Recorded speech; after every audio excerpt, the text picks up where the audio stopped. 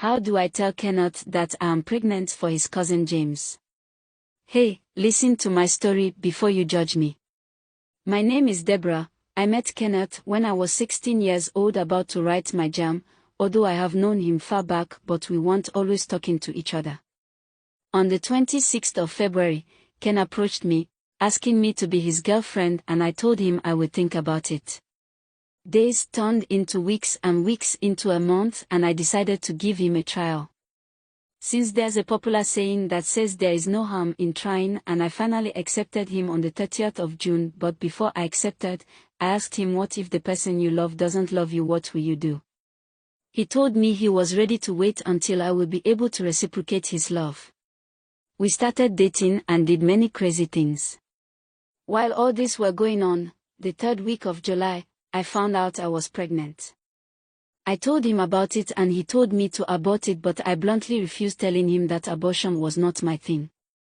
He insisted and insisted, but I stood my ground of no abortion, and then he started behaving strange all of a sudden.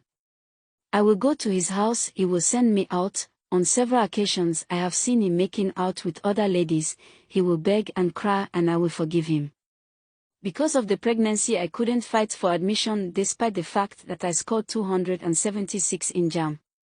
But Ken proceeded to the university and I wished him the best, hoping that things would turn out good one day. But as the saying goes, their wishes are not horses to ride on. Days keeps on moving and this pregnancy is becoming obvious. My mom found out about the pregnancy.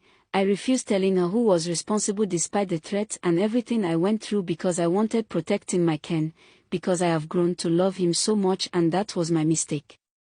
Ken proceeded to the university and I stayed at home after my refusal to tell my parents who was responsible for the pregnancy. I was asked to go and stay with my dad, who was a policeman in Port Harcourt, although we were all staying together in Calabar before he got posted there. I was asked to go over to Port Harcourt to avoid being laughed at by my friends. Yes, that was how much my parents loved me. Congratulations to me. I gave birth to a boy and named him Richard. While I and Ken were always chatting and calling each other. Unknown to me that Ken now had another girlfriend who was also in the same department with him at school, and he never told me about it. After everything, I came down to Calabar during December. After 2 years I left Calabar, and to my utmost surprise, Ken has totally changed and someone I can't imagine to be.